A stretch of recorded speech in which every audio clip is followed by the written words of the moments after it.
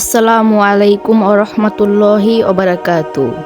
আল্লাহর রাসূল সাল্লাল্লাহু আলাইহি ওয়াসাল্লামের বরকতময় জীবনের কথা চিন্তা করলে যে কেউ এই বিষয়ে স্বীকার করবে যে চারিত্রিক মাধুর্যে তিনি ছিলেন পরিপূর্ণ এবং সমুন্নত। তিনি সকলকে তাদের যথাযথ অধিকার প্রদান করেছেন। বিশেষ করে দুর্বল এবং দাসদের সাথে তার আচরণ ছিল অসামান্য। তিনি কোনো দাসকে কোনোদিন প্রহার করেননি, বরং সাহাবীদেরকে বলে উপদেশ দিতেন, তারা তোমাদের ভ্রাতৃতুল্য এবং আল্লাহ তাদেরকে তোমাদের নিয়ন্ত্রণে রেখেছেন। তাহলে দাসদের সাথে কেমন আচরণ করা উচিত? আল্লাহ রাসূল সাল্লাল্লাহু আলাইহি ওয়াসাল্লাম বলেন, যাকে আল্লাহ কারো হেফাজতে রেখেছেন তার উচিত হবে সেই ভাইকে যা সে খেতে চায় তাই খাওয়াবে এবং সে যে পোশাক পরিধান করে সেই পোশাক পরিধান করাবে। সহি আল বুখারি হাদিস নং 30 এবং সহি আল মুসলিম হাদিস নং 1661। আমরা যদি জাহিলি যুগে দাসদের সাথে মানুষের আচরণ লক্ষ্য করি তাহলে দেখব যে তাদের কোনো অধিকার ছিল না, ফলে তাদের সাথে পশু বা তার চেয়েও নগণ্য পশুর মতো আচরণ করা হতো। অপরদিকে আল্লাহর রাসূলের সিরাত পাঠ করে জানা যায় যে তিনি দাসদেরকে সমাজের উঁচু মর্যাদায় সমাসীন করেছেন, যা সে সময়কার দাসের প্রভুদের কাছে ছিল অশ্রুতপূর্ব। দাসের মালিকদের আল্লাহর রাসূল সাল্লাল্লাহু আলাইহি ওয়াসাল্লাম বলেছেন, তার উচিত নয় দাসের উপর সাধ্যাতীত কোনো কিছু চাপিয়ে দেয়া এবং কোনো কঠোর কাজ করতে আদেশ দেয়া হলে তারও উচিত তাকে সাহায্য করা।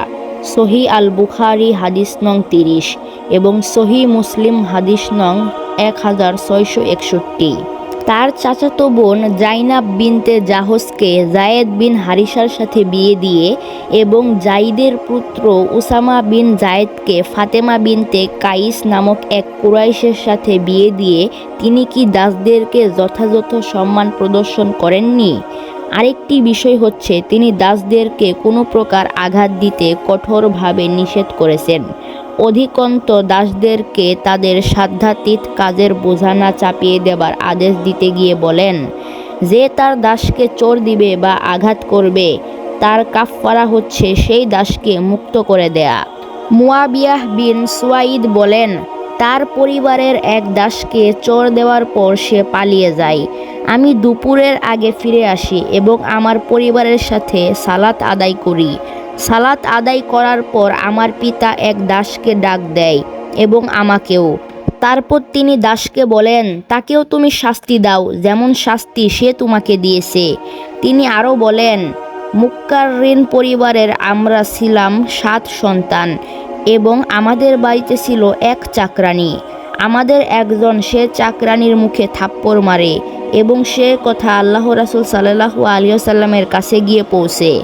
আল্লাহ রাসূল সাল্লাল্লাহু আলাইহি ওয়াসাল্লাম সে বার্তা বাহককে বলে দেন, যে আঘাত করেছে তাকে বলে দাও সেজন্য সে চাকরানীকে মুক্ত করে দেয়। আল্লাহ রাসূল সাল্লাল্লাহু আলাইহি ওয়াসাল্লামকে বলা হলো, সে ছাড়া আমাদের আর কোনো চাকরানী নাই। আল্লাহ রাসূল সাল্লাল্লাহু আলাইহি ওয়াসাল্লাম তখন বলেন, আহত চাকরানীকে ছাড়া যতদিন তারা চলতে পারে ততদিন তাকে কাজ করতে দাও, এরপর তারা তাকে মুক্ত করে দেবে। দাস দাসীদের অধিকার পরিপূরণ করে এমন বিধিমালা ও আইন কানুন বাস্তবায়ন দ্বারা দাস দাসীদের মানবতাকে সম্মানিত করেছেন আল্লাহর রাসূল। আল্লাহর রাসূল সাল্লাল্লাহু আলাইহি ওয়াসাল্লামের আদেশের দিকে খেয়াল করলে আমরা দেখি, তোমার বলা উচিত নয় তোমাদের রব বা প্রভুকে খাওয়াবে না, তোমার প্রভুকে উযুতে সহায়তা করো অথবা তোমার প্রভুকে পানি দাও, বরং তোমরা বলবে কর্তাকে বা প্রভুর পরিবর্তে কর্তাকে জনাব অথবা অভিভাবক, এবং কারও বলা উচিত না আমার দাস অথবা আমার মহিলা দাসী অথবা আমার বালিকা দাসী, বরং বলা উচিত আমার এ ছেলেটি, আমার এ বালকটি এবং আমার বালিকাটি। হে প্রিয় ভিউয়ার্স, আল্লাহ রাসূল সাল্লাল্লাহু আলাইহি ওয়াসাল্লামের জীবনের একটি কাহিনী শোনাই, যাতে ইসলামে দাসের অধিকারের ধারণা কি তা জানতে পারব।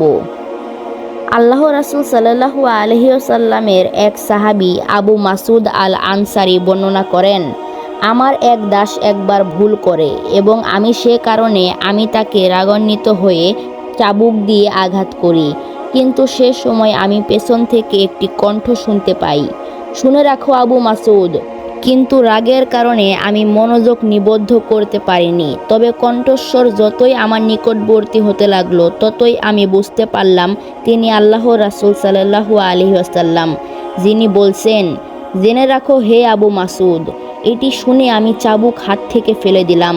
এরপর তিনি বললেন, জেনে রাখো হে আবু মাসুদ, দাসের উপর তোমার যে অধিকার, তোমার উপর আল্লাহর অধিকার কিন্তু আরও বেশি। আমি বললাম, আমি কোনো দিন আর দাসকে প্রহার করব না। অন্যত্র তিনি বলেছেন, আল্লাহর স্বার্থে সে এখন মুক্ত। আবু মাসুদ তখন বুঝতে পারলেন যে দাসকে মেরে তিনি ভুল করেছেন এবং পরিস্থিতি আরও সঙ্গীন করেছেন। অবস্থার প্রেক্ষিতে তিনি এ কথা বলতে বাধ্য হলেন, সে আল্লাহর স্বার্থে মুক্ত। এর ফলে আল্লাহর রাসূল সাল্লাল্লাহু আলাইহি ওয়াসাল্লাম বললেন, তুমি যদি তা না করো, তাকে যদি মুক্ত না করো তুমি, তাহলে আগুন তোমাকে জ্বালিয়ে দিবে অথবা স্পর্শ করবে। আসসালামু আলাইকুম ওয়া রাহমাতুল্লাহি ওয়া বারাকাতুহু।